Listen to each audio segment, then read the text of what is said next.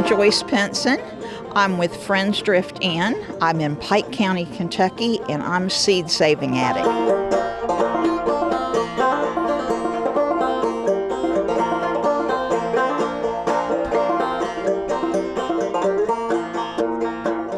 What do you think is lost if the seeds are lost?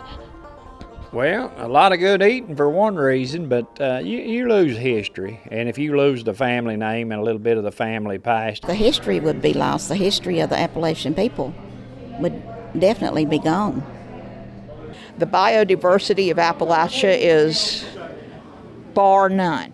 So each little farm has got their own little beans or their tomatoes, and for centuries we've held them, and we held them in the family. I mean, it was a treasure.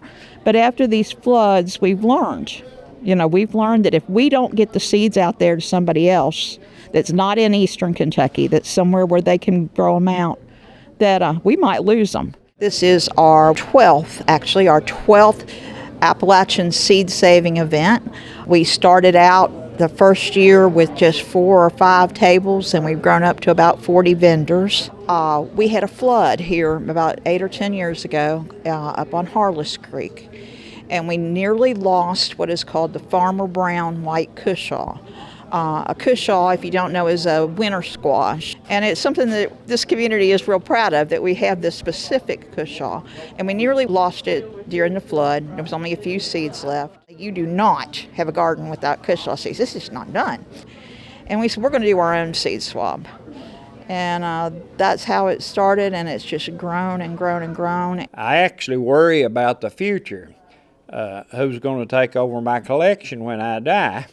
And there's not very many young people. You do see a few here at this seed swap, and you try to encourage it, because there's a lot of seeds out there that these seed savers have collected, and where's the future of it? We don't know. Just look around this room and you see all of these people coming up. A lot of them are young gardeners just getting started, and there's people that want to eat real food. In other words, not a plastic tomato or a bean that just tastes like grass.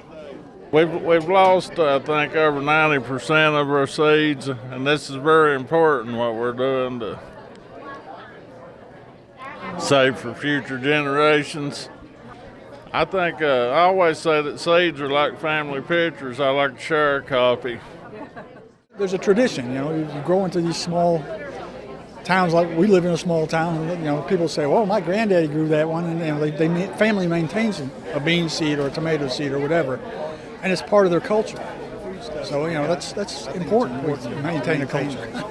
Hopefully my kids will carry on a little bit. I've got one daughter that gardens a little bit. My son does a little bit. So, about 2 years ago, we had another flood come through.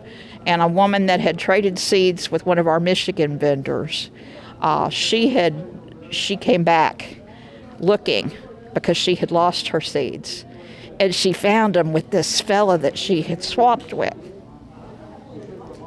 And she just stood there and cried. And that's why it's important to me.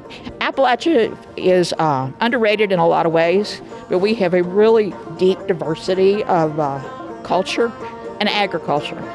There is agriculture east of I-75, and we're proud of that.